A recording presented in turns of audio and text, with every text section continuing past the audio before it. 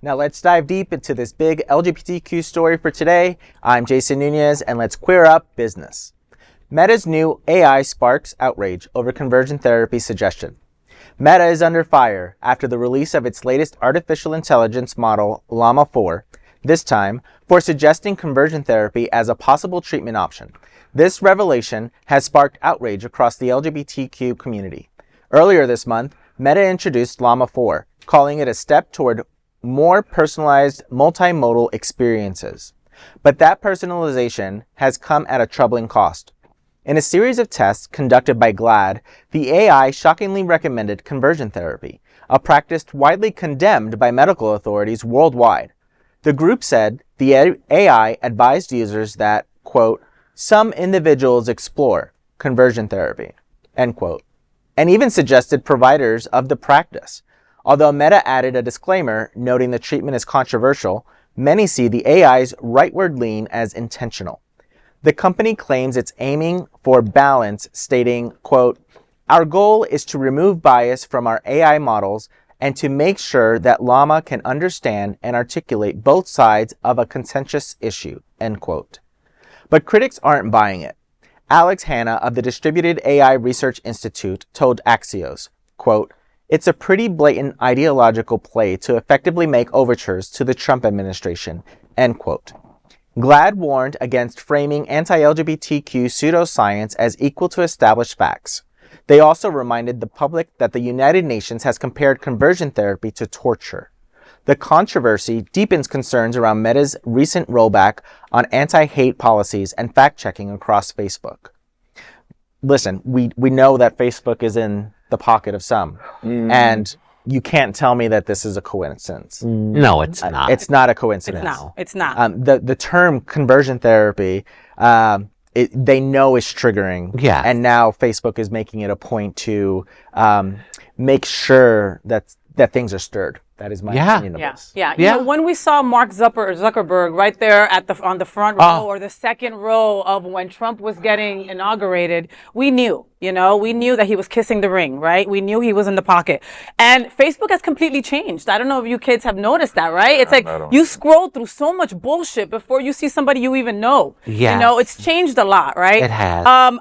Because I'm a public figure, I decided to get Meta verified. And honestly, I'm thinking about taking it back. I don't want to give them any money every month. You know, I don't think they deserve it. I see in the future, if this continues like this, I see a lot of gays getting off Facebook. I mean, not that it already hasn't started, because I know that Jason had gotten off for a little while. Yeah, I had gotten off. I had gotten off because just the level of hate. I mean, right after the election, I immediately got a text message saying that they were going to come get me. Yeah. And I was like, who are they? Do you remember that? When they were saying that they were going to deport people? They were going to deport people.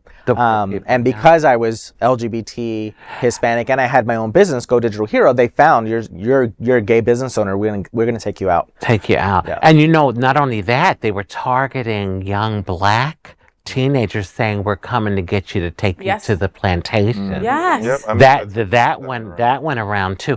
You know, I now question every freaking thing because, you know, I feel like you can't believe a lot of this crap that's online, and then who's driving it? Because Facebook and Instagram are connected. And WhatsApp. They're all connected. They're all owned by that white WhatsApp, dude. They're all owned by it. So I have to be on social media because, you know, me being an activist and all, but I proceed with caution. I really do. And this BS about, we got rid of DEI to be more inclusive. The whole point, the whole reason why DEI was put in place is because of the hundreds of years of slavery, the almost 100 years of Jim Crow, and a systematic racist system. It's our country was built on it. Yeah. Slaves helped to build the White House. So, you know, it's entwined in the system. So that's the whole point. But, you know, it's funny how the privilege can stand up and say that we feel we're being, you know, treated unfairly. Like, you know, like you don't have an advantage already, you know, so anyway. So, you know what, let me get off my soapbox. For nothing, for this story, looking directly into the camera. Queer children, queer youth, queer people as a whole, please do not let situations like this deter you from making yourself known, making your voice heard. Situations like this, they're popping up sporadically and they are coming often.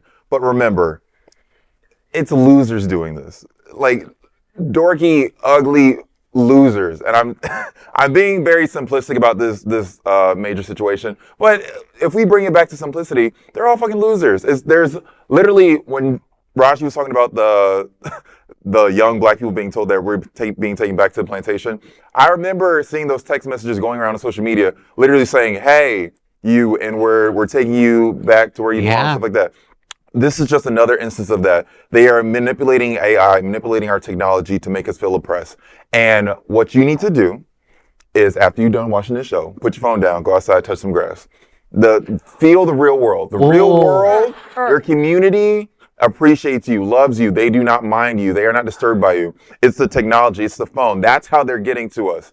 So once you do what you need to do with that little piece of technology in your pocket, put it down, talk to your family if you can. Talk to your close friends, talk to your loved ones, go outside, breathe in that fresh air for as long as you can, and just go touch some grass. Go outside, feel the love that's around you, feel that energy around you. Yeah. Do not let this device on your phone fill you up with so much dread going on in the world. There's a lot of bad going on in the world, but there's also a lot of good going on in the world. Either way, put it all down and go outside. You know, Bonnie, it's so funny you said that. The other day I was in Holiday Park in Victoria. I live in Victoria Park, but I was in Holiday Park and I actually saw this beautiful tree and I went and I hugged it. Aww. And because you could feel the energy. That tree must be like a couple 100 years old. It was humongous. You know, with the thick trunk. Yeah. Oh, God. So it's funny. Then you got all these splinters on your titties. I had to get out of the park because the train was like, look, there's some hoe on a tree. Let's get her. No, and Raji's famous, so you see all kinds of people taking pictures. I'm like, what is Raji doing hugging a tree? Is this cruising? Oh, my goodness. Listen, I had to make a little bit of light of the situation because it's just a very difficult story, all right? And I will end the story by just saying that conversion therapy is torture. Conversion therapy is abuse. And if you think otherwise, please do your research and educate yourself on it. Mm-hmm. That is the big LGBTQ story for today. There is no other queer nonprofit media platform like this in the entire world. Support our LGBTQ stories by subscribing and sharing Queer News Tonight.